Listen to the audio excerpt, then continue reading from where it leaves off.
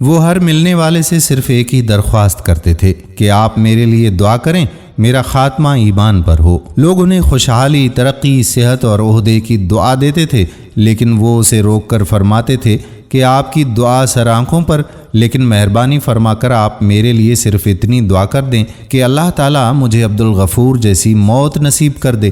ہم حیران ہو کر پوچھتے تھے کہ سر یہ عبدالغفور کون تھا؟ وہ ہمارا سوال ہنس کر ٹال دیتے تھے۔ وہ اعلیٰ تھے۔ عزیز صاحب کو اللہ تعالیٰ نے ہر لحاظ سے نواز رکھا تھا۔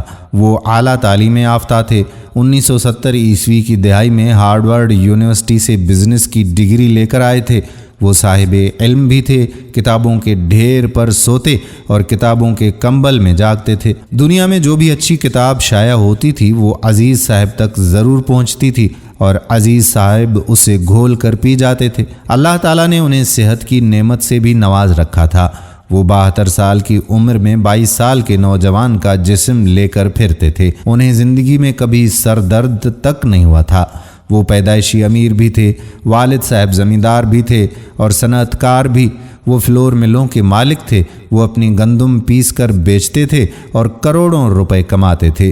والدین کی واحد اولاد تھے، چنانچہ خاندان کا تمام مال و دولت اور سارا اثاثہ انہیں منتقل ہو گیا، اور اللہ تعالیٰ نے انہیں سعادت مند اور پڑھی لکھی اولاد سے بھی نواز رکھا تھا، چنانچہ وہ ہر لحاظ سے ایک شاندار زندگی گزار رہے تھے۔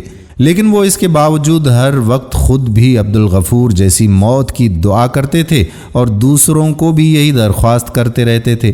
ہم وجہ پوچھتے تھے تو وہ فرمایا کرتے تھے کہ بس عبدالغفور مجھے سیدھا اور صحیح راستہ دکھا گیا، اللہ تعالیٰ اسے کروٹ کروٹ جنت نصیب فرمائے، اور وہ اس کے بعد خاموش ہو جاتے تھے۔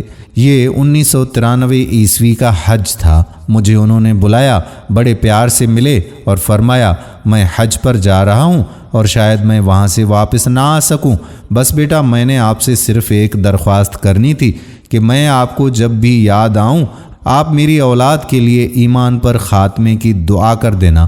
میں نے حیرت سے ان کی طرف دیکھا اور عرض کیا کہ آپ کیسے کہہ سکتے ہیں کہ آپ حج سے واپس نہیں آئیں گے، اور دوسرا آپ اس بار اپنے بجائے اپنی اولاد کے لیے کیوں دعا کروا رہے ہیں؟ وہ ہنس کر بولے آپ مجھ سے ہمیشہ عبدالغفور کی کہانی سننا چاہتے تھے، میں سمجھتا ہوں کہ اب وہ کہانی بتانے اور سنانے کا وقت آ گیا ہے۔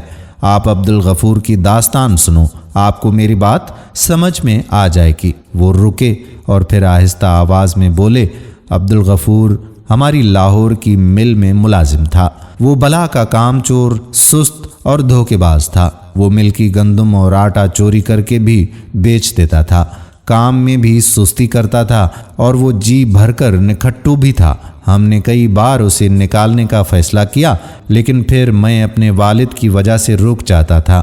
میرے والد نے نصیحت کر رکھی تھی کہ میرے بعد کسی ملازم کو نوکری سے نہیں نکالنا۔ عبدالغفور مجھے والد کی طرف سے ورثے میں ملا تھا، چنانچہ میں اسے برداشت کرنے پر مجبور تھا۔ عبدالغفور کو زندگی میں کسی نے کبھی نماز پڑھتے نہیں دیکھا تھا اور نہ ہی کوئی نیکی کا کام کرتے۔ وہ دبا کر سگریٹ بھی پیتا تھا اور چرس بھی۔ وہ پوری زندگی مقروض بھی رہتا تھا۔ ہم ہر سال اپنے ایک ملازم کو حج پر بھجواتے تھے۔ ہم اس ملازم کے تعین کے لیے قرآن اندازی کرتے تھے۔ ہم نے 1 سال قرآن اندازی کی، عبدالغفور کا نام نکل آیا۔ ہم نے اسے حج کی پیشکش کی، لیکن اس نے انکار کر دیا۔ لوگوں نے اسے بہت سمجھایا، لیکن وہ نہیں مانا۔ چنانچہ ہم نے دوسرے ملازم کو بھجوا دیا۔ اگلے سال پھر اس کا نام نکل آیا۔ عبدالغفور نے اس سال بھی انکار کر دیا۔ ہم نے تیسری قرآن اندازی کی، پھر عبدالغفور کا نام آ گیا۔ ہم نے تجربے کے لیے مرتبان میں چوتھی مرتبہ عبدالغفور کی پرچی نہ ڈالی اور اس کی جگہ خالی پرچی ڈال دی۔ چوتھی مرتبہ پرچی نکالی تو وہ خالی نکلی۔ گویا اللہ تعالیٰ ہر صورت عبدالغفور کو حج کروانا چاہتا تھا، لیکن وہ نہیں مان رہا تھا۔ ہم نے اس پر بہت زور دیا، مگر اس کا کہنا تھا کہ مجھے تو نماز بھی نہیں آتی، میں حج کر کے کیا کروں گا؟ میں نے آخر میں اس کے ساتھ سودا کیا۔ میں نے اس سے کہا کہ تم حج پر چلے جاؤ، میں تمہیں پورے سال کی تنخواہیں اضافی دے دیتا ہوں۔ وہ لالچ میں آ گیا۔ میں نے مولوی صاحب کا بندوبست کیا۔ मौलवी साहब ने उसे नमाज और हज का तरीक़ा सिखाया, दुआएं और आयतें याद कराईं और हमने उसे हज पर रवाना कर दिया। अब्दुल गफूर हज पर गया, हज किया, तवाफुल विदा किया, इशा की आखिरी नमाज पढ़ी, सजदे में गया और सजदे में ही इंतकाल कर गया। वो मरने के बाद देर तक सजदे में पड़ा रहा। साथियों में से किसी ने बुलाया तो पता चला कि अब्दुल गफूर इंतकाल कर चुका है। आप अल्लाह के फैसले देखिए। उस रात इमाम काबा का इंतकाल भी हो गया। अगली सुबह इमाम काबा का जनाजा था। अब्दुल गफूर की मैयत भी इमाम काबा के साथ हिजर अस्वद के सामने रख दी गई और लाखों हाजियों ने उसका जनाजा पढ़ा। हमें इतला दी गई, हमसे नाश के बारे में पूछा गया। हमने उसकी बेगम से पूछा। बेगम ने कहा था कि अल्लाह ताला ने अगर उसे खाना काबा बुलाया है तो फिर उसकी तदफीन भी मक्का में कर दी जाए। हमने उसकी तदफीन की इजाज़त दे दी और यूं वो मक्का मुकरमा में दफन कर दिया गया। मैं उसके नसीब पर हैरान रह गया। मैं उसकी बेगम के पास गया, उससे अब्दुल गफूर की खुशबख्ती की वजह पूछी।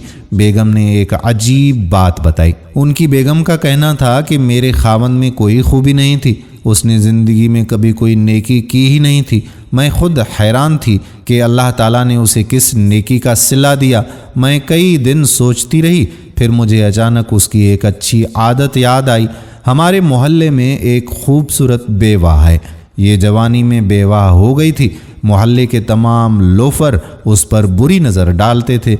उसकी 2 छोटी बेटियां थीं। मकान उसको उसका मरहूम खावंद दे गया था। घर के अखराजात उसके देवर ने उठा लिए थे, लेकिन महंगाई में उसका गुजारा नहीं होता था।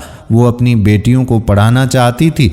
वो उसके लिए दूसरों के घरों में काम करने जाती थी, लेकिन वो जहाँ जाती थी लोग वहाँ उसकी इज्जत पर हाथ डाल देते थे। चुनाचे वो काम छोड़ने पर मजबूर हो जाती थी। मेरे खावंद को पता चला तो वो उसकी ढाल बन गया। उसने उसे अपनी बहन बना लिया। उसने अपनी मुंह बोली बहन को घर बिठाया और उसकी दोनों बेटियों को स्कूल दाखिल करवा दिया।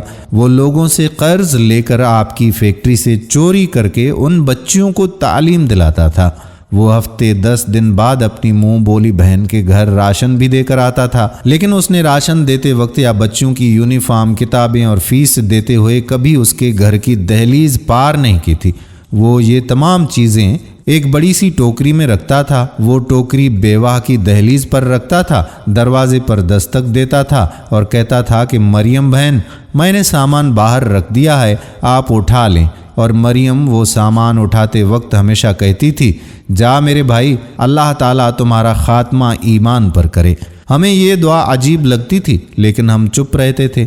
आपने उसे पिछले साल भी हज पर भिजवाने की कोशिश की, लेकिन उसने ये सोचकर इनकार कर दिया कि वो अगर सऊदी अरब चला गया तो मरियम बहन खुद को बेआसरा महसूस करेगी। वो इस बार भी नहीं जाना चाहता था, लेकिन आपने उसे पूरे साल की इजाफी तनख्वाह दे दी। अब्दुल गफूर ने वो सारी रकम मरियम बहन को दे दी।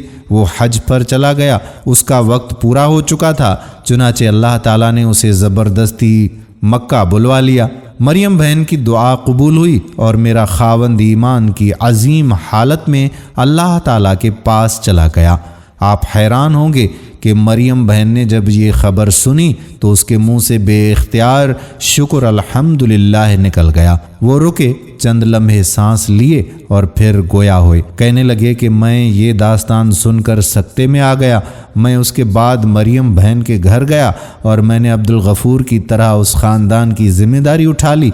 मैं उस दिन से मरियम बहन, अब्दुल गफूर की बेगम और अपने तमाम दोस्तों से दरख्वास्त कर रहा हूँ कि आप मेरे लिए दुआ करें, अल्लाह मुझे अब्दुल गफूर की मौत नसीब कर दे। मैं ख़ुद भी दिन में सैकड़ों मरतबा ईमान पर ख़ात्मे की दुआ करता हूँ। मैंने ज़िंदगी में कभी हज नहीं किया। मैं 15 साल अब्दुल गफूर की तरह बुलावे का इंतज़ार करता रहा। अल्लाह ताला ने बिलाखिर मेरी भी सुन ली। चुनाचे मुझे भी अब्दुल गफूर की तरह ज़बरदस्ती तलब किया जा रहा है। मैं जा रहा हूँ और मुझे यकीन है कि अल्लाह ताला मुझे अब्दुल गफूर जैसी मौत देगा। वो रुके, खुशी के आंसू पूंछे, मुझे सीने से लगाया, अपने बेडरूम में चले गए। मैं देर तक उनके ड्राइंग रूम में हैरान और परेशान बैठा रहा। वो चंद दिन बाद हज पर तशरीफ़ ले गए, हज किया। مدینہ منورہ تشریف لے گئے، عشاء کی نماز کے لیے مسجد نبوی گئے، سجدے میں گئے اور اللہ تعالیٰ نے انہیں بلا لیا۔ وہ جنت البقیع میں صحابہ اکرام رضی اللہ تعالیٰ عنہم کی قربت میں دفن ہوئے۔ اللہ تعالیٰ نے انہیں عبد الغفور کی موت نصیب کر دی۔ دوستو، ہم دعا کرتے ہیں کہ اللہ تعالیٰ ہمارا بھی ایمان پر خاتمہ فرمائے، آمین ثم آمین۔ دوستو، یہ کہانی جاوید چودھری کی لکھی ہوئی تھی جو آپ کی خدمت میں ہم نے پیش کی۔ آنے والی ویڈیو تک اپنے میزبان قادر بخش کلہوڑوں کو اجازت دیجیے۔ اللہ حافظ۔